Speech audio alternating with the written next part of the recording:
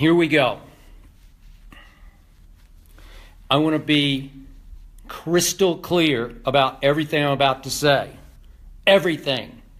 I think you all know me well enough by now to know that if, in fact, Ezekiel Elliott beat up his accuser numerous times, he deserves at least 6 games, if not more. I want to be very clear that pre-Greg Hardy coming to the Dallas Cowboys, after I read the transcripts of his accuser's testimony in court, I was horrified. I was sickened. I was disgusted. And I said publicly on television, Jerry Jones, please don't do this. This guy is nothing but bad news, and I don't want him to be one of, quote unquote, my guys on my team. I was out from the beginning on Greg Hardy. Just too much. I know he got cleared. I don't remember all the details, but they have the loophole law in North Carolina, in which he got a second trial, a jury trial, then something. The police said, the authorities said that he basically paid her not to come to the hearing, the jury trial that he deserved under North Carolina law, and so he was let go. But he lost the bench trial, and he lost me in the process. So I was out on Greg Hardy, and I'm going to be out on Ezekiel if you can convince me that he did everything the NFL is saying that he did.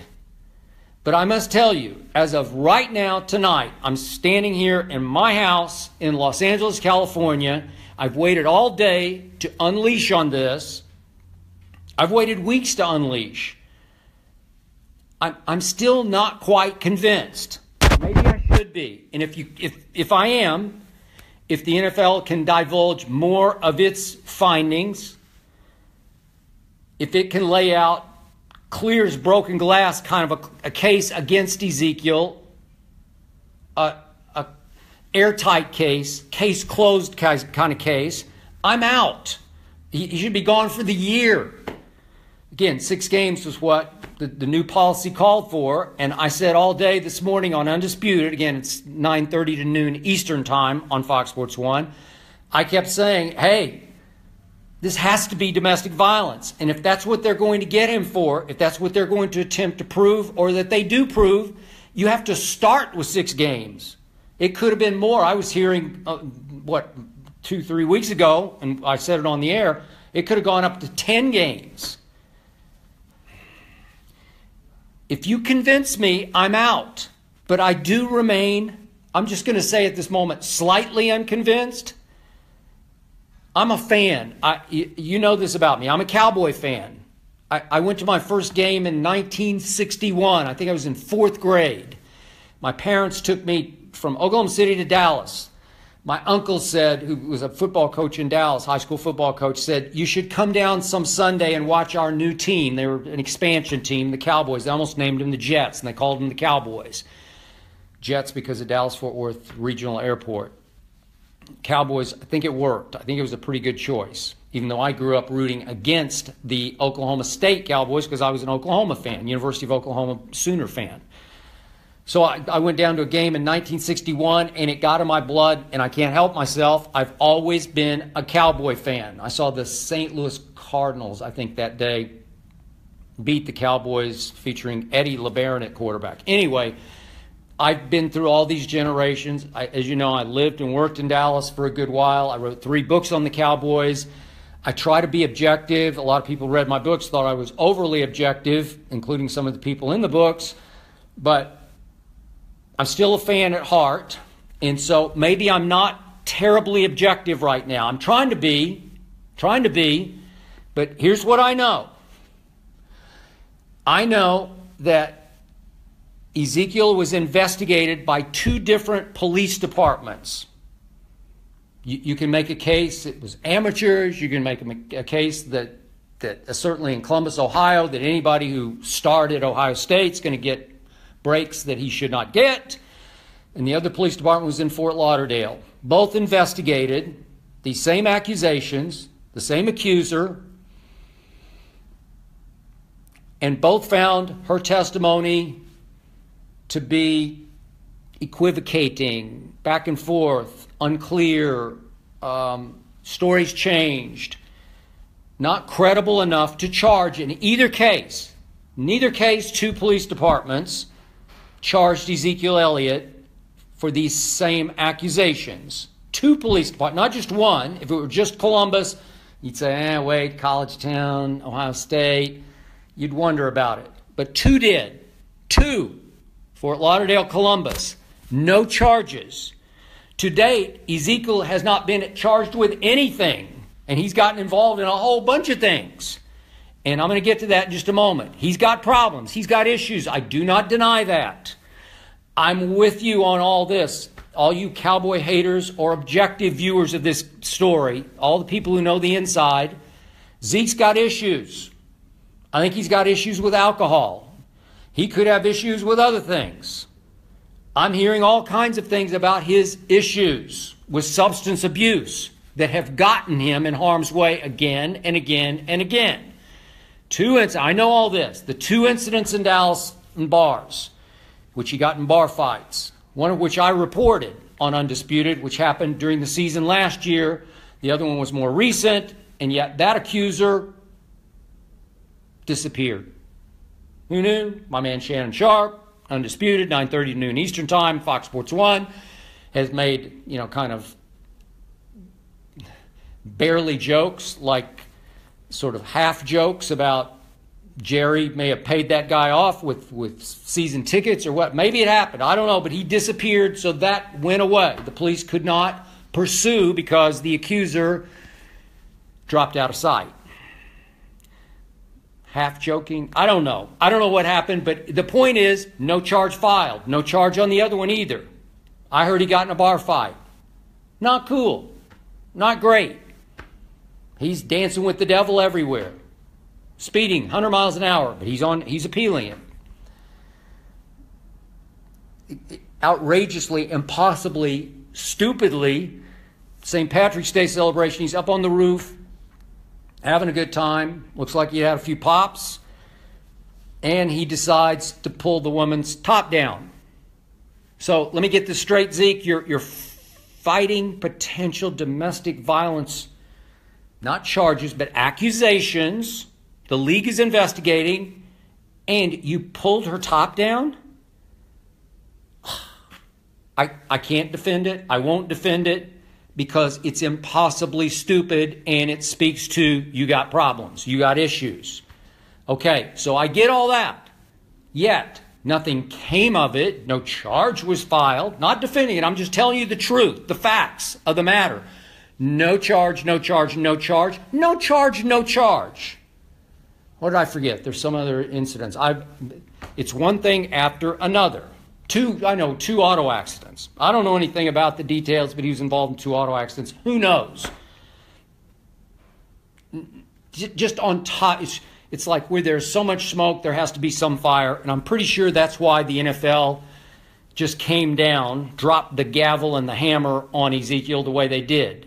My gut feeling is that they're basically saying, we know too much. We're going to get you because of all this stuff, because you got problems beyond just these superficial problems. Get it, got it, whatever. I get that. But is that within your power to discipline him just because he's got problems? Are you trying to sit him down for 6 games just to sort of force his hand to go get help, go to rehab? Is that what it is? Is that what we're doing? Because that doesn't seem to fall within the confines and jurisdiction of the collective bargaining agreement. I'm not sure it's up to the NFL to try to step in and basically intervene. You know what an intervention is? When you say somebody's got a problem and you have to intervene and stop that problem, where loved ones come in and say, we're going to take you to get help, or we're going to take you, we got to get this fixed. You've got to stop this behavior. It feels like the NFL is just intervening, and they're saying, okay, clearly you've got this, and this. But in the end, do you really have that? Because that is what got you suspended. Domestic violence. If you've got that, I'm out. In fact, 6 games is lenient to me. Should be more. But you got to show me. You got to show me. So what do I know about the owner of the Dallas Cowboys? I interviewed him at great length for the 3 books I wrote on the Cowboys. I've spent many hours around Gerald Wayne Jones, otherwise known as Jerry, otherwise now known as Hall of Famer Jerry Jones. What do I know about him as the owner of the Cowboys? Well, he occasionally makes a quote-unquote dumb statement, but Jerry ain't stupid. Jerry doesn't now own the most valuable team in all of sports because he's stupid. He's not stupid. He's been doing this since 1989. He's been interviewed like every day of his life since 1989 for hours on end. He knows how to play the media game. He knows what ultimately will fly and what will not fly. He's become, along with Robert Kraft, one of the 2 most powerful owners in the National Football League. And what have we heard from Jerry Jones from day one that this became an issue? Being investigated for domestic violence is Ezekiel Elliott. What does Jerry say? There's nothing there. How many times you heard him say that? He even said it all the way up to the interview he did on Sunday after he was inducted into the Hall on Saturday night. Sunday, he did a press conference. I think it was in Canton. He was still in Canton. And he said, there's nothing there. Jerry Jones, owner of the Cowboys, there's nothing there as it pertained to domestic violence. Wow. And I hark back to the league meeting back in, I think it was late October. And it was reported, I believe, by ESPN, the magazine, that Jerry Jones challenged at the end of a meeting Lisa Friel. If you're not aware of Lisa Friel, she was a prominent sex crimes prosecutor in New York City for years. Developed impeccable reputation, tough, smart, fearless. And so, in the wake of the Ray Rice fiasco that the league suffered, where the league was so out of touch with domestic violence and how to deal with it, how to penalize it, they hired Lisa Friel, among others, to assist Commissioner Goodell. So Lisa Friel sort of heads up the investigation now of domestic violence cases. And she was the point person, she was the driving force, I'm sure, behind Ezekiel Elliott's investigation by the league. Jerry, according to, I believe it was ESPN, the magazine, confronted Lisa Friel and voices rose and emotions rose. And it got a little heated, according to that report. And Jerry continued to tell her, let me close this here. All of a sudden my battery's low. I don't know how long that's going to last. Forgive me for this. I don't know why it's low because I haven't used my phone that much. But if I have to, I'll walk across the room and plug it in. The point is, Jerry told her to her face, Lisa Friel, there's nothing there. And then he made one of those cryptic, gotta translate it, Jerryism remarks, where he said, your bread and butter is going to get both of us thrown out in the street.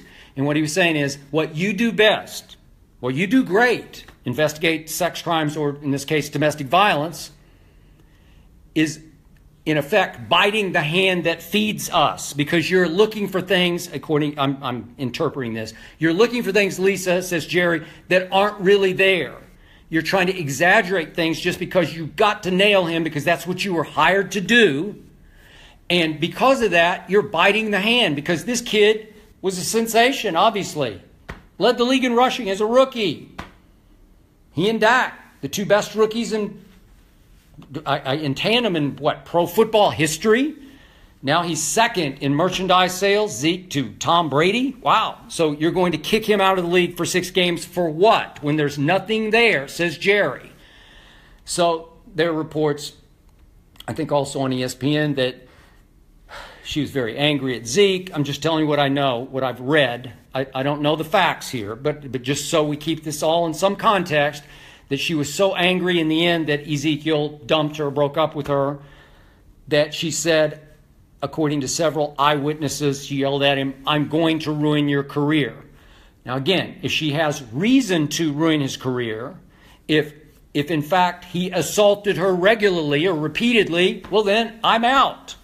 But I don't know that, because I'm shocked that Jerry Jones would continue to go so far to the end of the limb to say there's nothing there. Not that, well, it wasn't as bad as you thought. That's not what he said. There's nothing there.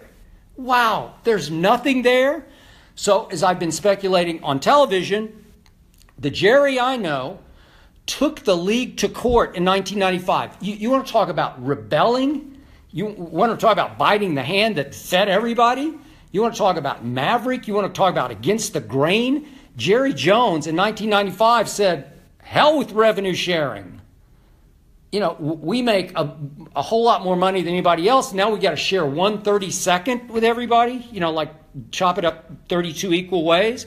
And this is very complex because he didn't actually, you know, win the whole thing, but he won some right to retain, like, naming rights to the stadium. He makes a lot more money than he used to, which he deserves to, if in fact you're saying that the Cowboys, as America's team, make way more money than anybody else. My point is, he sued the league.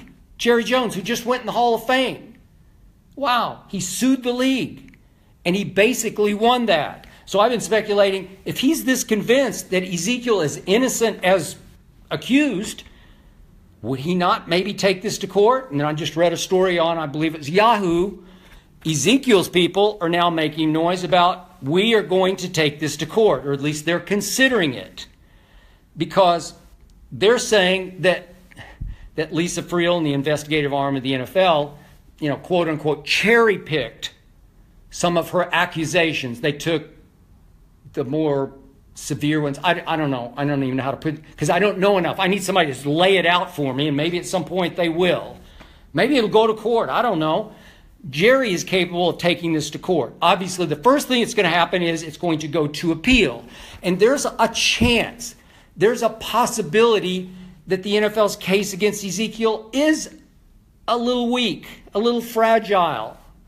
And it's possible they wanted to drop the hammer with 6 games, knowing full well that when he does appeal, as he certainly will, go through the process, that they will reduce it to, I have no idea. Again, when you're talking about domestic violence, you shouldn't be reducing any of it unless they're not sure about what they have, unless her testimony is not completely credible. Whatever the case, maybe they would reduce it to, let's say, 4 games. Let's just say, just so they could make their point in their statement. But knowing Jerry the way I do, he may have already encouraged Ezekiel's representatives, let's take this to court. Aha! What did the other most powerful owner in the NFL just recently do? Well, he didn't do it exactly, but his quarterback took the NFL to court. Tom Brady, Deflategate, court, 2 rounds. Wanted to go 3, wanted to get it to the Supreme Court. I know this for a fact. I have several sources close to Tom Brady who told me from the start he's taking this to the Supreme Court because he believes he is 1,000% innocent as charged by the Indianapolis Colts in Deflategate. 1,000% innocent. And did he not fight it? Stage 1 court, stage 2. And basically in stage 2 the judges were split. But he wanted to take it one more step, and the season was upon us. And Tom Brady finally said, this is getting so expensive. A lot of the money came from the NFLPA, and this is getting so time-consuming and so distracting for my teammates. He finally bowed out, but he had made his point, and I think he at least cleared part of his name. So the precedent is set. The guy with the number 1 jersey sales, merchandise sales, Tom Brady, and the co-most powerful owner in sports took the NFL to court. At one point, Bob Kraft bowed out, waved the white flag, said, I'm a league man, and left Tom Brady twisting in the wind, and I was outraged over it. But he got burned by it, and then he reversed field and came back and said, I basically screwed up. The league took advantage of me. I opened myself up, and they still came down. He thought the penalties were going to be softened and reduced because he cooperated and quit fighting. The quarterback kept fighting, but the Patriots, I forget all the penalties now. What was it? They lost a first. They They got docked, what was it, $1 million. But they lost their first-round draft pick this past year over this, which was outrageous. And it's because Bob Kraft gave in and played league man. And then he said, I screwed up, and they took advantage of me. Jerry's not going to play league man. He's not going to screw up. He's not going to let anybody take advantage of him. He is going to fight. He will fund that fight of Ezekiel's if it's Zeke's representatives doing this.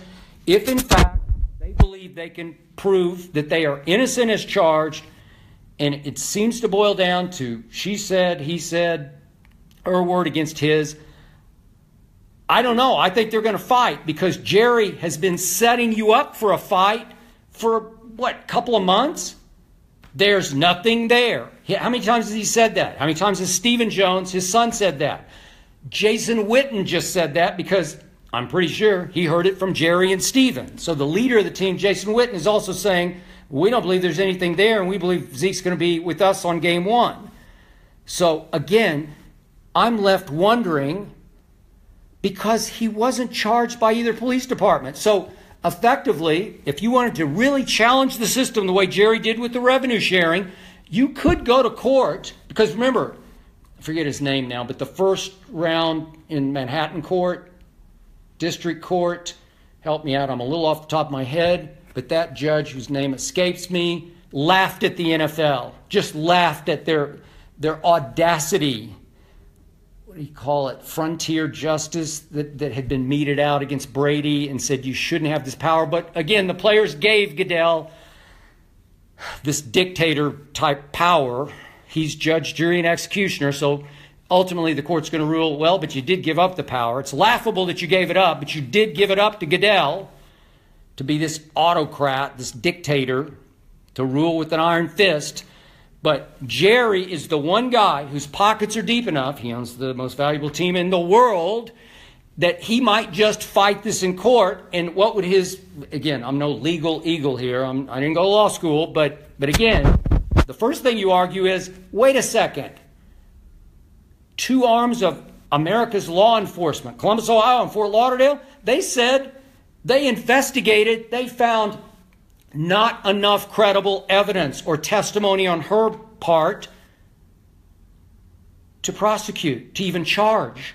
They didn't charge. So Jerry could argue in court, two police departments, two investigative teams found not enough. But wait a second, the NFL, just to make a statement, Jerry could argue, because you hired someone to do this back in 2014, Lisa Friel, that you're just coming down on us just to make a statement, just to make an example out of Ezekiel Elliott? He could argue that in court. Would he win it? How long would this drag out? I don't know. I'm just telling you he is built to do that. And he's been setting us up for that by repeatedly. He never even said, let's see what they come up with. He just said there's nothing there. I'm going to quote it one more time. Jerry Jones, there's nothing there as it pertains to domestic violence. Wow. Now, I'm not sure how Jerry knows that. If it's just Zeke's side, I'm going to guess that Jerry's got enough power and enough money that he had his people look very hard into this case. Okay? He concludes there's nothing there. They're going to fight. Appeal, but appeal's not going to wipe out 6 games. Maybe 2, but again, when it's domestic violence, if you think you've got the goods and they say they have, you shouldn't back off a bit. It should be at least 6 games. Prove it. Show us. Is it going to take us going to court for you to have to divulge what you have? They say they've got text. They say they've got pictures. I don't want to go in. I don't want to try the case in the court of public opinion, but there's a lot of back and forth about the injuries that she suffered. She suffered in a fight she got into with someone else. That's what Zeke's side has claimed from the start. I have no idea. But they have said that he's been falsely accused all along from the very start. Jerry believes him. Does Jerry sometimes believe players to a fault? Does he enable players to become the behavioral nightmares that they turn into as their loving, spoiling daddy? Yep. He does. He's done it regularly, repeatedly, over time. I don't have to give you chapter and verse. You know them all. Is he spoiling Zeke? Is he enabling him? Maybe. But still, Jerry is convinced there's nothing there. Jerry went nose to nose with Lisa Friel back in October and told her there's nothing there. So it leaves me just spinning, wondering did the NFL just come down to make an example out of Ezekiel Elliott, number one, and number two, because they want to, in their own way, intervene, as in intervention, as in force Zeke to go get help now in the X weeks he has to be away. Again, if we take it back just on the football field, the Cowboys have a bye within their first 6 games after 5 games. So there's 6-7 weeks. Zeke can go ahead and play in the preseason if he wants to, or effectively, and I don't doubt that he's got issues beyond these issues. I said earlier, if you were with us earlier in this Facebook, he's got problems with alcohol. He's got problems with whatever substance abuse. He's got problems. I don't deny that. I've heard it from too many people. Jerry says his attitude, and many times that I've talked to him about it, is we all have problems. We all have what Jerry calls frailties. So he's never been a big rehab guy.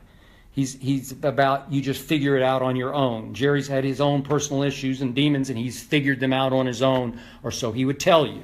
So with Zeke, he would tell you that Zeke's edge on the football field is also the edge that gets him to trouble off the football field.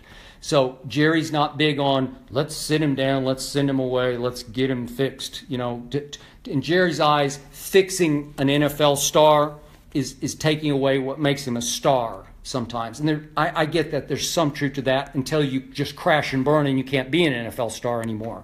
I mean, how many pro football players in the past, God only knows, had demons off the field that became forces, superheroes inside them on the field. Demons off the field, superheroes inside you, driving you to superhuman heights on the football field. That's just the way it is. I've seen it my whole life and my whole career. So I get that.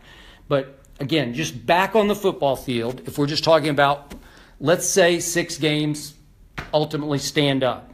They stand the test of the appeal, and maybe they stand up through a court case. Okay. I said on Undisputed, again, 9:30 to noon Eastern Time, daily on Fox Sports 1, I said, 2 months ago, they can go 3-3 through the first 6. I said it a long time ago. I'd like, my heart sort of runs away with me. This is like heart versus head. And I want to say they could win 4 out of 6, but just conservatively, I believe they could win 3, because if any team is fixed to withstand the loss of Ezekiel Elliott, my Dallas Cowboys are set up to go forward and go 3-3 without him. Darren McFadden is pretty good. 2 years ago, you remember, they were a disaster, but he went for whatever it was, over 1,000. What did he get up to? About 1,200 yards. Okay, so you got Darren McFadden. You got an Alfred Morris who 3 times went over 1,000 yards his first 3 years in Washington. And there are moments, even in the preseason game the other night, when I say, you know what? He makes stuff happen. I like his little burst between tackles. He's got that knack. He's got that, I'm not saying he's Emmitt Smith, God only knows, but he's got that Emmitt sort of quickness in a confined space where his 40 time's not great. But Alfred Morris has that little make you miss between the tackles, that little skitter to him where he can get some yards. He can have some moments. He can be pretty good. He helped close the deal against his former mates at Washington when Dak brought him back. Remember in game number 2 when it all looked lost after they'd lost 20-19 to the Giants on opening Sunday. Dak's first ever start as a raw rookie, 4th-round pick, thrown into the fire in place of Tony Romo. And then they go to, arch rival Washington? And, of course, Kirk Cousins, right on schedule, went to Church and threw it right to Barry Church in the end zone with what could have been the clinching touchdown. And here went Dak 80 yards the other way, and Dallas wins 27-23 with Alfred Morris closing the deal. He's pretty good. Seriously, both those guys are pretty good. I don't know much about Rod Smith. He's on the depth chart, but I always liked Ronnie Hillman that they just added from Denver. I like him as a little scat back, just a little pop here and there. So by committee, those three for sure, they can make enough happen behind the best offensive line in football.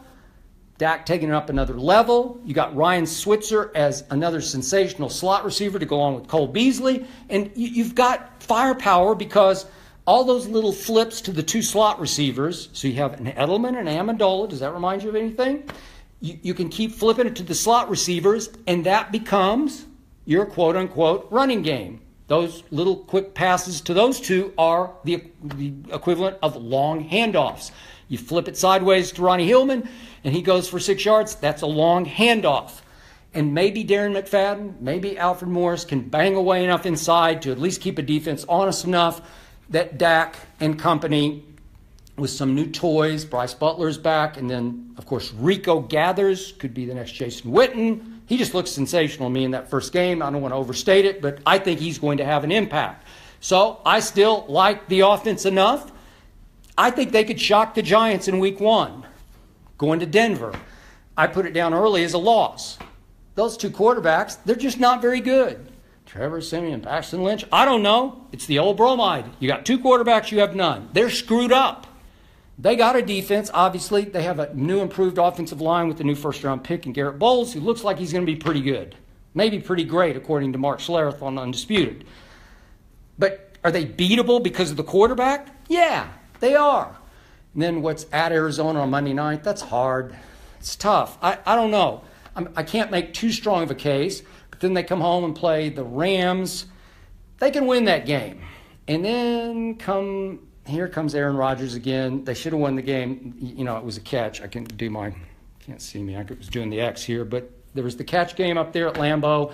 And then it took Aaron Rodgers converting whatever it was, 3rd and 97, when we played, unfortunately, a prevent defense, and he threw it to Jared Cook. It was pitch and catch up the sideline. But it took Mason Crossbar making the two damnedest field goals I've ever seen in playoff history, from 56 yards and 51 yards, to overcome Dak's Dallas Cowboys, who'd fought all the way back to 28-all, 31-all. And then he makes it from 56 yards. It's a dying whale that sort of dies to the right just over the crossbar. Mason Crossbar. I don't know how it went in, but it did. And then the game winner, he dead hooks it left. I've been playing a little golf in July and August out here in L.A. I hooked the ball. It's my nemesis. It's my demon on the golf course. Trust me, if I snap hook one, it will not straighten out. I don't care how bad the crosswind is against it. If I hook it even into the crosswind, it will stay hooked. And Mason Crossbar hooks a field goal, and I don't know what happened. It was the hand of God. And it hooks left, and then somehow it evens out and fades back right, just within the left upright for the game-winning field goal from 51 yards. That's impossible. Green Bay is going to be starting like 5 kids on defense. They drafted all defensive players. Their offensive line is pretty much rebuilt. They got a really good receiver core, but Ty Montgomery, the running game's just okay. The Cowboys are going to be playing kids on defense too, but I still say people are underrating Rod Marinelli's defense. I think it's going to be pretty good. It was only top 5 last year in points allowed. It was 5th in the league last year. Rod Marinelli, Defensive Coach of the Year, the real MVP of the defense. But if you start adding in the kids, Jordan Lewis had a domestic violence issue up in Michigan in court, and he was exonerated. Okay? He should have been a late first-round pick. They stole him in the 3rd round. Could he play significant? Sure he could. Awuzie. Every time I turn on a Colorado game, he's flashing all over my screen. He didn't do very well against Arizona. He flashed bad for me. But still, they got kids who can contribute. And obviously, Taco Charlton is going to give them some pass rush. So Charles Tapper, again, I'm a University of Oklahoma fan, he's got monster potential. I don't know if he's going to realize it, but he had a back issue all last year and couldn't play as a rookie. But I feel like he's a rookie this year who also could come off the other edge. I think they can figure it out, jigsaw it, just figure it out with Jeff Heath at safety and Byron Jones moving to the other safety. I think they could be good enough. Okay, I'm being arch conservative. I think they could win 3 out of 6 without Ezekiel. And then if he comes back and David Irving comes back from his 4-game suspension, all of a sudden if they start catching fire, I think they could be real good. I picked them to get to the Super Bowl. I'm not going to back off that.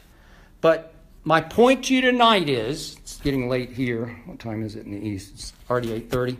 Forgive me for this. I just had to spill tonight, unload this. My point is, I remain somewhat unconvinced that the NFL has things, hard and fast, convicting evidence that 2 police departments could not gather, that Jerry Jones investigative people could not uncover. Jerry Jones said, there's nothing there. NFL says, oh yes there is, but Zeke's legal team says, no, they cherry-picked some things. I'm sort of reading between the lines. Like they exaggerated pieces of evidence to build a case that's not there. They say they will take it to court. I've been saying, I think it's not beyond Jerry to take it to court. I think this thing is only just beginning. Bottom line, if he did it, he should have been gone for the whole year. If he beat her up regularly, consistently, routinely, should be gone. In fact, if you could convince me tonight, show me the evidence where he just beat the hell out of her numerous times, I'd be so out, I'd say, I don't even want him to be a Cowboy anymore. Seriously. That's my heart speaking also. I was so out on Greg Hardy, you can check the tape on the other show. I said before the year started, I'm out. I'll be embarrassed. It'll be a disgrace if you sign him, Jerry, and he signed him. And what happened? He was a nightmare. He wasn't contrite about what had happened because he got out on a loophole in court, and it reflected in his behavior all year. He still thought he was big bad Greg Hardy, and he's a little nuts, man. And you saw it manifest itself all year in things he said and things he did on the sideline. Okay? So I was out on Greg Hardy. I'm not out on Ezekiel because I remain somewhat unconvinced because 2 law enforcement arms in Columbus and Fort Lauderdale said we can't find enough to charge him. So the same guy who didn't get charged through 2 investigations just got busted for 6 games by the NFL. And the owner of the Cowboys, who's he's prone to make silly statements, but when push comes to shove, when suspensions are on the line, Jerry ain't stupid. He's not going to say that repeatedly and draw such a line in the Southern California sand out in Oxnard if he doesn't really believe that he's got the goods that say Zeke is innocent. So my ears are still open. I remain unconvinced. I want to hear the appeals process, but my gut is telling me, this isn't my heart, this is my gut. This is at some point going to court. And then we're in a brave new world where I have no idea how to predict what might happen. But it's another form of Brady versus Goodell in Deflategate. It's another form of that, and it's just beginning. If he's gone for 6, I still say 3-3. And they could pull off, they could win 4 of them, but I'm conservatively 3-3. But I'm not sure he's going to be gone for 6 games tonight. I'm not sure the NFL has enough evidence gathered on their own to convict him for, quote unquote, 6 games. I'm just not sure about it because Jerry Jones remains so sure he's innocent. Thanks for listening. My eyes and ears are open. I'll be tweeting tomorrow night off the Cowboy game here in Los Angeles against the Rams at the Coliseum. It's the 1-year anniversary of Dak's coming out party when I told Shannon Sharp, hey, I just saw a quarterback, this kid from Mississippi State. I told Shannon, Hall of Famer, I said, he looked like the real deal. I've never seen a rookie play with more poise, more mature body language, more command than Dak did in this game 1 year ago against the Rams at the Coliseum. The story was Michael Irvin was sitting next to Jerry Jones, and after Dak threw an early touchdown pass to Terrence Williams. Michael turned to Jerry and said, "Look at the sideline, Jerry. They're jumping up and down, celebrating the touchdown pass because they love this kid. They love what they've already seen and felt from him." So I'll be tweeting, and I may join you on Facebook right after the game tomorrow night. I might. I probably will. But I definitely will be back talking about Zeke. Be there, 9:30 Eastern Time on Fox Sports 1, Undisputed on Monday morning, 9:30 to noon. Thank you so much for our early ratings. We had another good one yesterday. Did my heart good because we're busting our tails. I love working with Shannon Sharp. I love working with Joy Taylor. I love working for Fox Sports 1. And I love living in Los Angeles, California, where basically my career started at the LA Times, and I'm back. Ernestine's with me, my wife. Hazel's with me. And I'll be with you on Monday morning, 9:30 Eastern on Fox Sports 1, Undisputed. See you then. Thank you. Good night, Facebook.